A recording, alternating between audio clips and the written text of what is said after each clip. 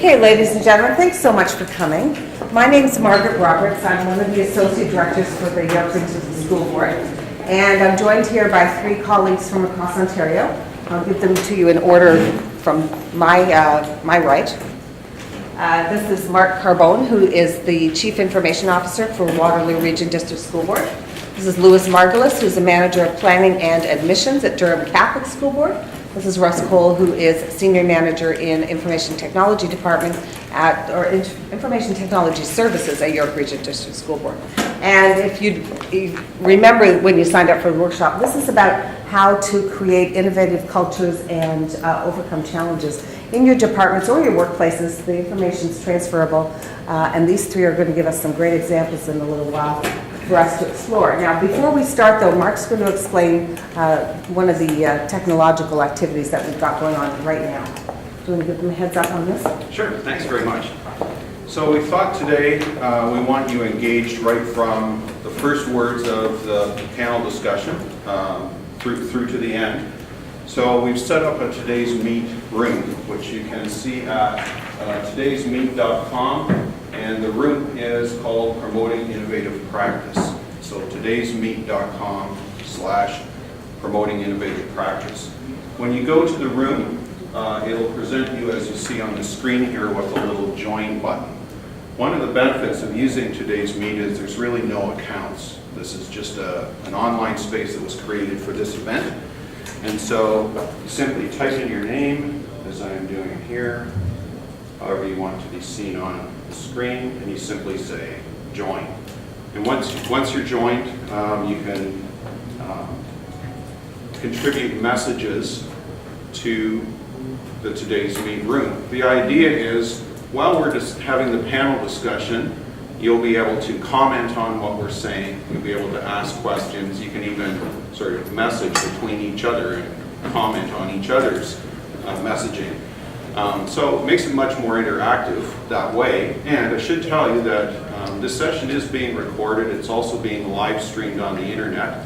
And we've invited through Twitter other people that are in education to watch the stream, to join into the room, so we may have some comments from outside of the room as well. So I will just do a sample. So I type my message, I just click save, and then post it. So this creates just a big chronological list of questions, comments, aha moments, things that are important to you about what's happening here. So we encourage you to join the room and participate in this back channel format. And in conversation with Russ, I believe that we may do something with this as a Quest archive afterwards, maybe as a possibility. I'll probably try to blog something about it today as well. So enjoy and please participate. And you'll have a chance to do some group work where this will make a lot more sense to you as we go along. We've got two main parts to this session. One is a panel activity with these two gentlemen explaining some opportunities they've had to bring innovation to their workplace, and one is a chance for you folks to work with the people at your table to explore the concepts a little and work on some thinking that you'll take away, and we hope will have an impact on the work that you do. So I'm going to warm you up by asking how many people here are innovators and have, let's say, invented something that got patented? Not many. That would be zero. How many of you have created something that has changed the outcome of life for other people? No, I'm not having a lot of luck here. All right, there you go. Excellent, Paul. Want to explain? What's it? It was for a charity for Lisa. We created a Hint of a Smile video, and people could it was a music endeavor for my son, but we created the video, and we created a Hint of a Smile campaign, and people could, for $1, mail their email with their digital smiles, and we created a wall of smiles for Lisa. Okay. I like that. That's at the table. That is lovely. And UNICEF, of course, benefits children around the world, so thank you. One person out of 40, but we still have opportunity, we still have time.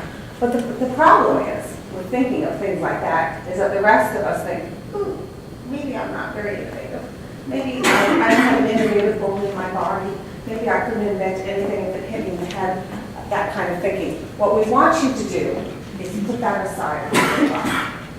Because innovation is not a genetic capacity. You may think, but you can't think you're not particularly innovative. I certainly thought that way.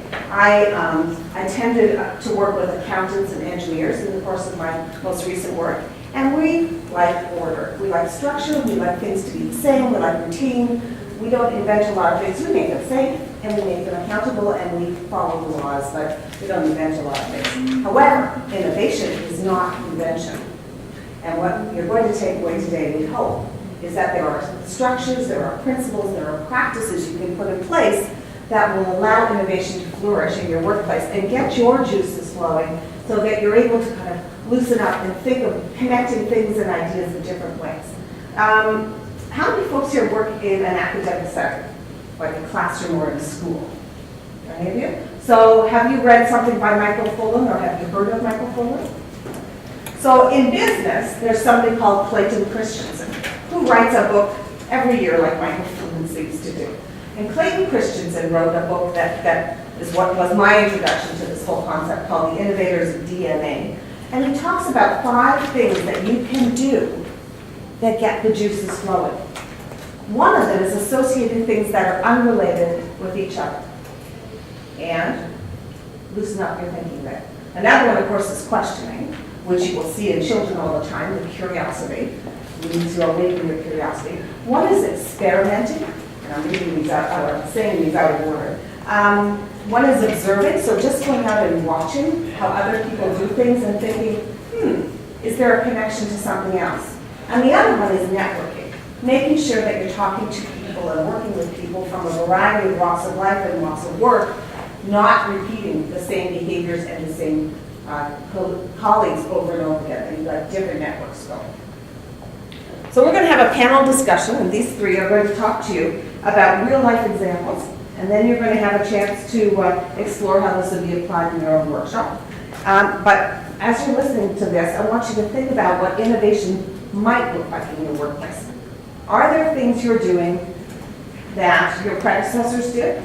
And I know when I was a teacher, I would watch children come down to the office, or when I was a principal, I would watch children come down to the office to get a Band-Aid and think, what a waste of the secretary's time. And so we started giving Band-Aids to all the teachers, and they dealt with the little flesh wound back in their classrooms, and it saved a lot of the secretary's time. Now, of course, they're answering the doorbell every time somebody rings. In Ontario, that's another issue. We'll have to work on innovation around that one. I'm going to ask the 3 panel members, are you going to sit here and do this? Yeah. Is this your round table? Well, we can. Then I'm going to sit over here. I'll be the disembodied voice in the house. Okay, so first thing I'm going to ask them to do is to share an example with us of an innovation that they put into place in their department. So we'll start with Mark. Okay? Tell us the story. The story. Well, I actually have 2 stories, so I'll try and push them together a little bit. One is internal in our IT department at Waterloo. And one of the things we were trying to solve was, how can we give better response time to our customers, better response time to dealing with issues, preparing communications. And we realized that one of the, I'll say, barriers to moving things forward was the fact that we were operating on a schedule that was convenient to us. And so we had certain teams meeting on certain times during the month, and if you missed the cycle, then you just waited until the next meeting. But in some cases, that might mean 2 weeks or 4 weeks goes by before you deal with an issue. And we were really finding that that was problematic. We tried to think about a way to change that. And so what we decided was to try for a 6-month period, and that was 3 years ago. This is still going on today. Is we took our group that I call our ITS teams, so managers, supervisors, assistant supervisors, and myself, and we just said everybody has to block out Tuesday afternoons. And during that time, you're simply on call for meetings. And we set up a new mechanism to to actually generate agenda items.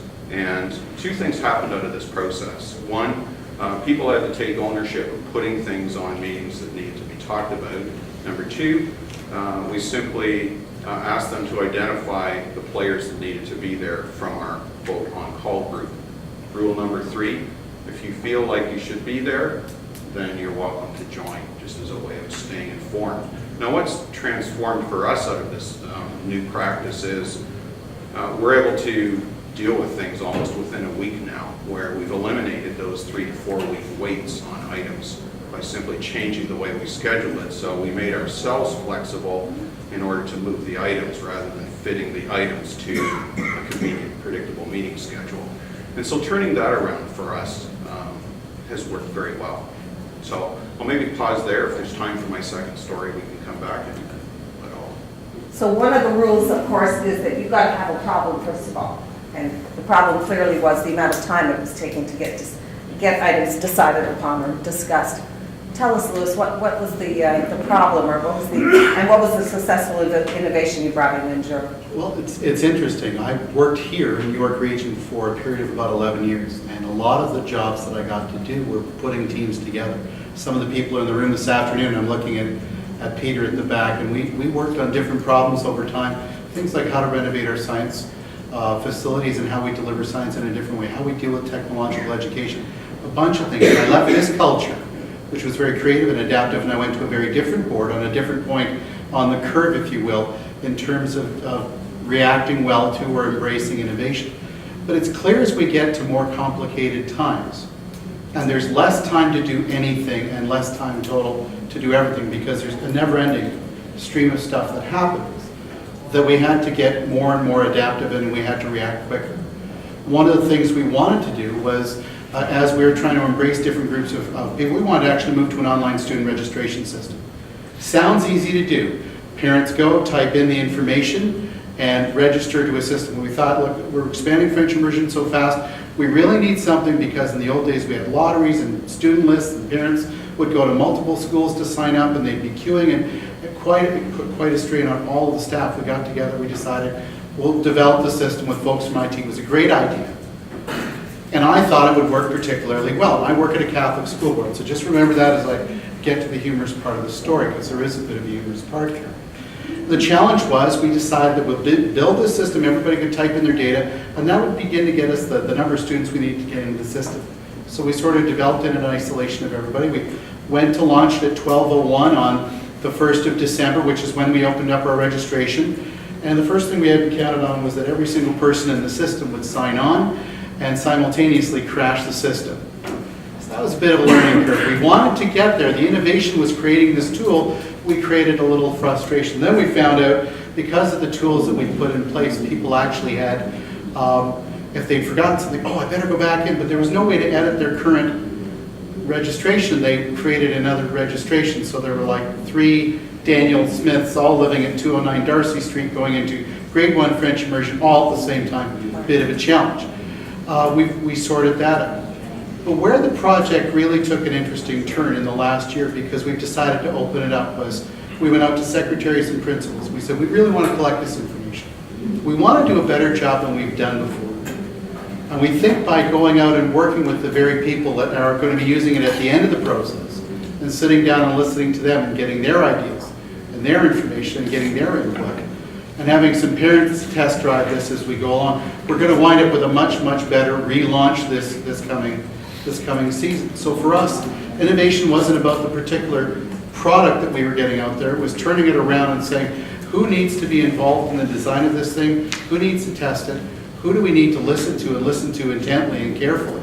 And how do we incorporate all the good ideas that people have? They said, that wasn't bad, but did you think of, or had you considered? And again, for us to get it successfully done, for us it's really important that we take the time to listen and that we incorporate it and make sure as we go into revisions that we work with the end users in mind and work with the staff that are actually going to live at it and work at it at a school level. Thank you. So it's about, again, about creating processes in addition to the product. Russ, tell us your example from York Region, I presume.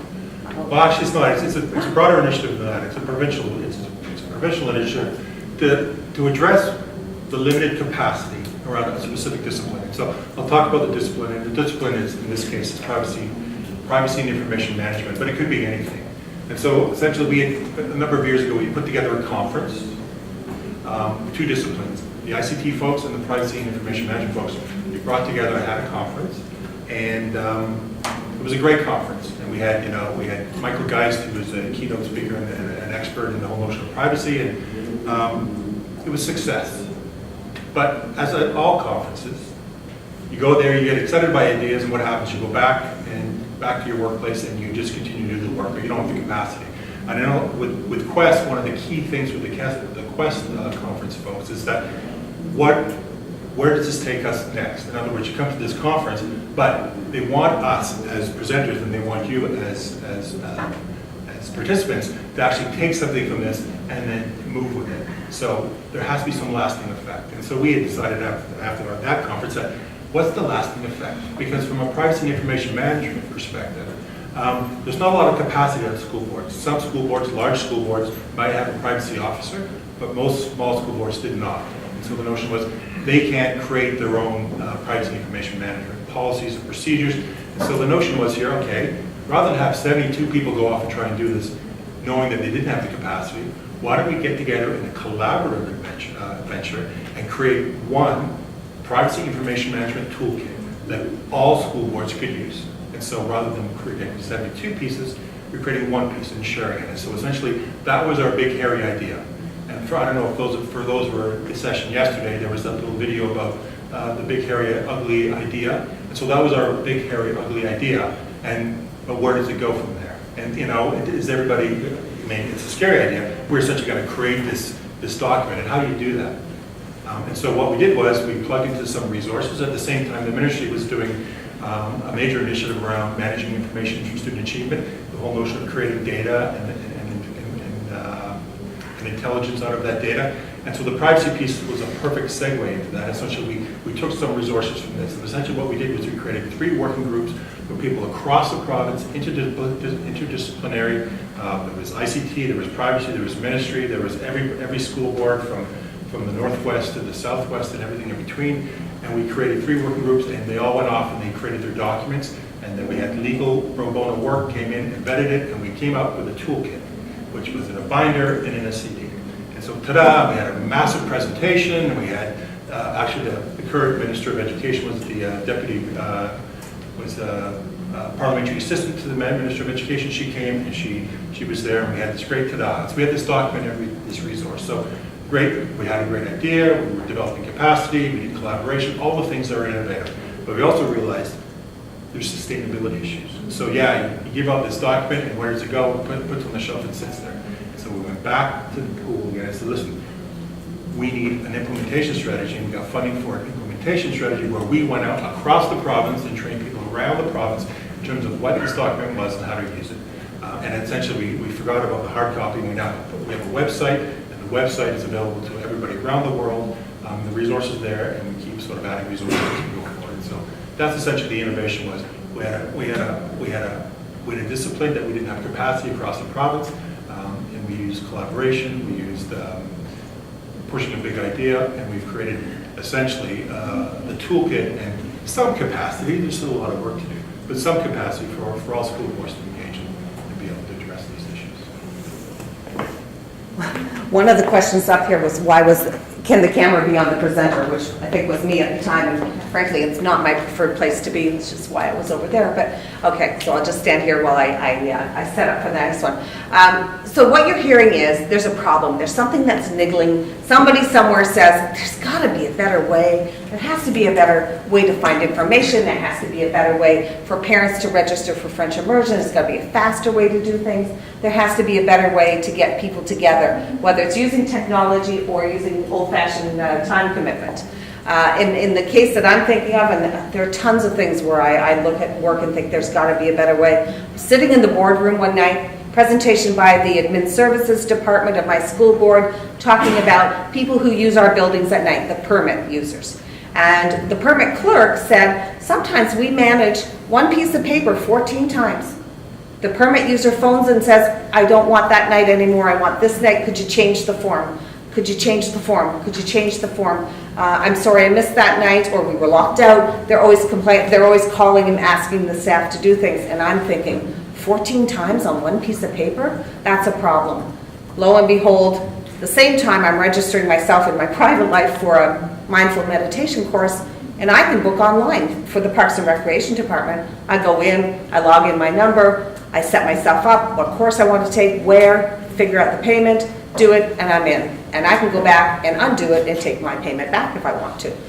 Apply that information or that strategy back to the work problem, and we've got an online system for our permit users, and they can go in and set themselves up and register and change their booking dates, cancel, add, do whatever they need to do, and the database adjusts for that information, and the information gets pushed out to the school saying, the YMCA is coming on this night, not the previously scheduled night. Here's the change, here's the room they want, yes, they paid for it, and everything's arranged at the school for them. Much more efficient, much less time taken up for the admin clerks, and they can do the work that they're actually trained to do rather than the time, what I saw as time wasting things.